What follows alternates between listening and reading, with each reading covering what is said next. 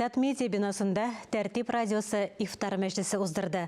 Анда радионың 10 еллык юбилейы да билгеләп үтелде. Толырак Фәннур Хәсәнов видеосмасында. Рамазан айында төрле иҗтимагый, сәяси һәм дәүләт оешмаларының күмәк ифтарлар уздыруы ныклы бер гадәткә әверелеп бара. Бу бик күркәм һәм саваплы гамәл. Кайбер очракларда ниндидер өстәмә максатлар белән дә уздырыла.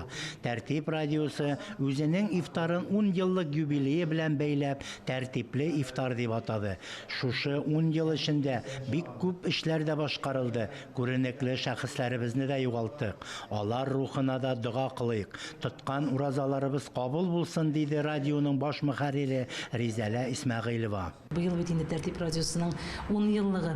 Шактый катлаулы юллар үтсә дә, барбер менә 10 еллыгына килеп җитте. Аллага шөкер, бу аның һәр вакыт эфирда яңгырап торган 5 вакыт азаны һәм менә шушы укылган дугаларының да нәтиҗәсидер дип әйтмичә булмый, чөнки бердән-бер гадел хаким дип әйтәсем килә.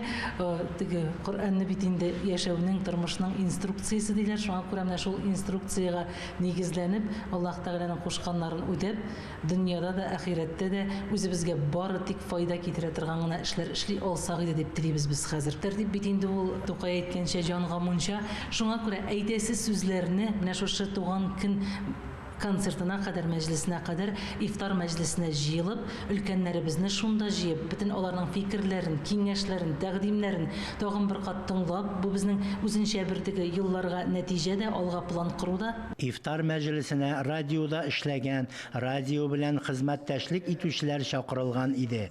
Кичә озак еллар радиожурналист булып эшләгән Рәкыйп Гаффарның вәгазы һәм Коръән аятларын укуы белән башланып китте.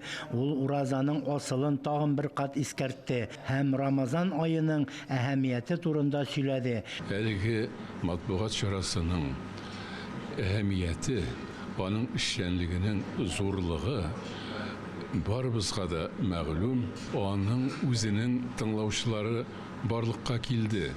Димәк, Тәртип радиосының эшчәнлеге, аның программасы, аның тапшырулары халкыбызның күңеленә хош килә дигән сүз ул.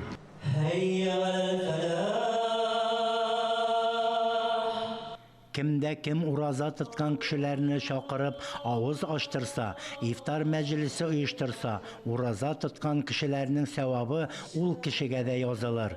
Раббыбыз Аллаһының рәхмәтенә өметләник. Фәннур Хәсәнов, Искәндәр Төмәнов, Татарстан яңалыклары.